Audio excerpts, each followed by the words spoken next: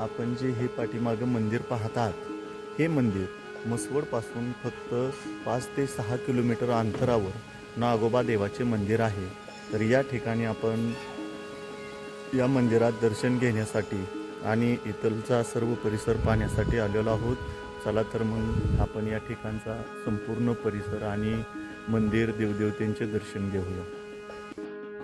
तर आज आपण असे एका मंदिरात आलेले आहेत की या ठिकाणी पुत्र सुद्धा चक्क आरतीच्या वेळेला आरती करत असतंय. तर हे मंदिर कुठे आहे ते आपण आता पाहूया. तर हे मंदिर आहे महाराष्ट्र भूमीतील सातारा जिल्ह्यातील मान तालुक्यातील मसवड या शहराजवळ श्री नागोबा देवस्थान म्हणून अतिशय प्राचीन, जागृत आणि ऐतिहासिक असे मंदिर आहे. हे मंदिर विशेषतः धनगर आणि बहुजन समाजाचे श्रद्धास्थान आहे. तसेच आता आपण या मंदिराच्या परिसरामध्ये सभामंडपामध्ये आलेलो आहोत. सोशल मीडियावर व्हायरल झालेल्या व काही स्थानिक लोकांकडून मिळालेल्या माहितीनुसार नागोबा मसवड मंदिरात रोज आरतीच्या वेळी परिसरातील काही पाळव व भटक्या कुत्र्यांनी गोळा होणे आणि आरतीच्या वेळी सुरामध्ये सूर मिसळून ओरडणे, इवळणे, एकत्र सूर करून ओरडू लागतात. ही स्थानिक भावनिक याला देवप्रती प्राण्यांची असणारी भक्ती समजतात. जोपर्यंत मंदिरात आरती आणि वाद्य वाजत असतात तोपर्यंत हा प्रकार चालू असतो. आरती संपवून नैवेद्य दाखवला की ही कुत्री शांत होतात आणि तेथून निघून जातात. तर आता आपण मेन मंदिरात भगवान नागोबाचे दर्शन घेत आहोत. या ठिकाणी आपण मुख्य मूर्तीचे दर्शन घेऊन आपण या ठिकाणचा संपूर्ण परिसर, या ठिकाणचे देवदेवता पाहणार आहोत. तसेच हे ठिकाण पाहत आपण या ठिकाणची पौराणिक काही माहिती मिळाली आहे. त्या माहितीनुसार आपण या ठिकाणचा पौराणिक इतिहास पाहणार आहोत.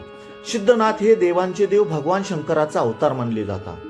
भगवान शिवाच्या गळ्यात आणि संपूर्ण अंगावर नेहमी नागांचे वास्तव्य असते. मसवड येथील मुख्य सिद्धनाथ मंदिरात सिद्धनाथ आणि माता जोगेश्वरी यांच्या मूर्तीच्या अगदी मागे नागदेवतेचे स्थान आहे. त्यामुळे सिद्धनाथांची पूजा ही नागदेवतेशिवाय अपूर्ण मानली जाते. तसेच काही स्थानिक लोकांच्या मते सिद्धनाथ मंदिराच्या गाभाऱ्याखाली एक प्राचीन भुयार आहे. तिथे काशी विश्वेश्वराची स्वयंभू शिवपिंड आहे. पौराणिक कथेनुसार या गुप्त शिवपिंडीचे मुख्य मंदिराचे रक्षक म्हणून नागोबा तेथे वास करतात. याच संदर्भाने मसवड गावाजवळ नागोबाचे हे प्राचीन असे मंदिर स्थित आहे. तर या ठिकाणी आपण हे नागोबाचे मंदिर पाहत आहोत. या ठिकाणची पौराणिक कथा पाहत आहोत. तर पौराणिक कथेनुसार सिद्धनाथांनी जेव्हा काळासुराचा वध केला तेव्हा एका काळ्या कुत्र्याने त्यांना मदत केली होती.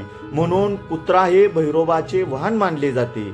मसवड नागोबा मंदिरात आरतीच्या वेळी जी कुत्री गोळा होतात आणि सुरात सूर मिळवतात हे सिद्धनाथ आणि नागोबा यांच्यातील अलौकिक आणि आध्यात्मिक नात्याचे प्रतीक मानले जाते. तर आपण आता काळासूर दैत्याची पौराणिक माहिती पाहणार आहोत. काळासूर हा आसूर भूमीचा दक्षिण प्रदेशचा एक पराक्रमी राजा होता. त्याने कठोर तपश्चर्या करून ब्रह्मदेवाकडून एक अत्यंत कठीण वरदान मिळवले होते. ते असे की काळासुराच्या शरीरातील रक्ताचा एक थेंब जमिनीवर पडला तर त्याचे प्रत्येक थेंबापासून एक नवीन आणि तेवढाच शक्तिमान दैत्य जिवंत उभा राहायचा.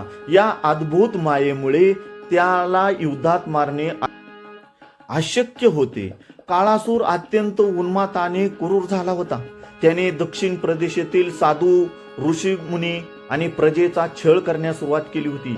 याच काळासुराचा वध करण्यासाठी भगवान शंकरांनी याच मसवड परिसरात सिद्धनाथ या नावाने अवतार घेतला.